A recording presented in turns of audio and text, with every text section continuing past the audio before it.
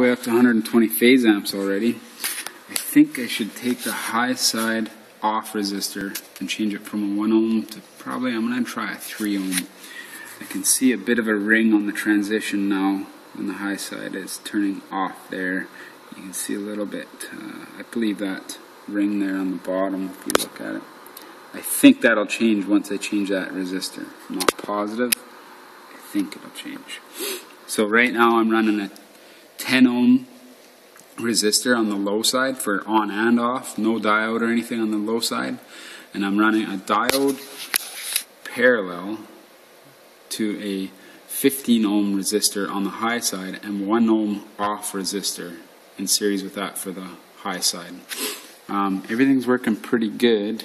Had to change some settings and up the sensorless transition and everything, but I can do full throttle starts with the brake loaded. I haven't put it down on the dyno roller again yet. I'm going to try and charge up all the batteries for that. Right now I'm running 16S. It's at about 63 volts right now. Got it running pure sine waves all the time, and I set up the field orientated control setting in the menu there. As you can see, field orientated control. So let's just zoom this back out, and you can see some of that stuff there. I'll just show you. So full throttle.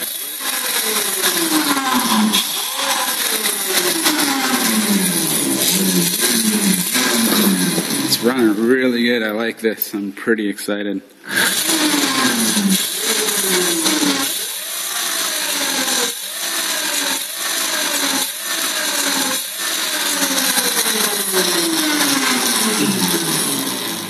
Got a case I'm going to build right up. Watch this full throttle from the start.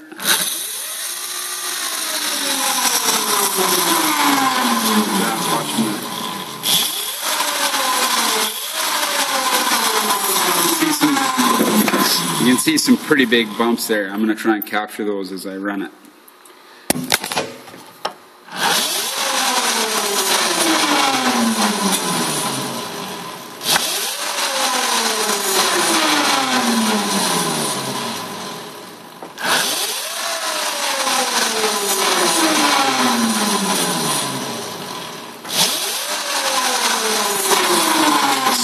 Scope has a bit of a delay on it from when it actually captures the data, so I actually have to pin the throttle and push the run stop button at the same time. But here you can see, we're going to pick one of the highest ones we can see, and we're going to look at it. It's not actually a ring, it's just an overshoot, and that's the diode. That's the current flowing through the diode, I believe, right there, and shooting over a little bit. So let's move the cursor, put that one right up, right on the top. Bring this other one, whoops, screwed that up, whatever. There we go. So it's getting up to about 80 volts there, which is no big deal because they're 100 volt MOSFETs. The total voltage is about 62.4 right now under load. So yeah, if you bring this other one up, it's about an 18, somewhere around 18 volt overshoot. I'm planning to run this fully charged to 84 volts. It won't be at 84 under load, so I think I'm going to be okay. That 84 volts is 20S LiPo, so I think everything's going to be okay there.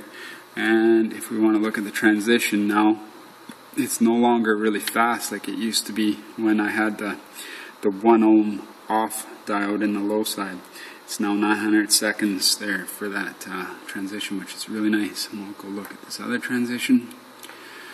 Again, this transition here is with a 10, no, this is 16 ohms for the high side to turn on right here.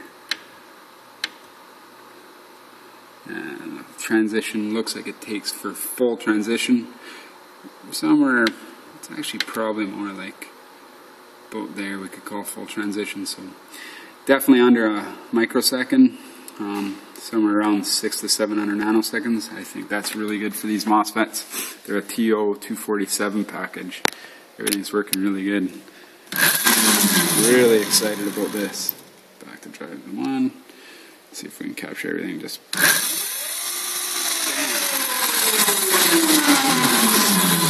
again, this is 120 phase amps. I'll put my, I don't know if I should do this. Yeah, everything's pretty close there. I wonder if I can get my foot on there.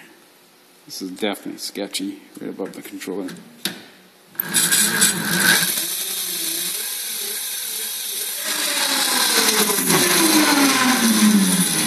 And right now I'm running 20 kilohertz PWM frequency and 38 kilohertz sample frequency, so it's not too bad. I don't think I need to go that high. This setup I'm only planning to run to 84 volts, so let's see how it goes.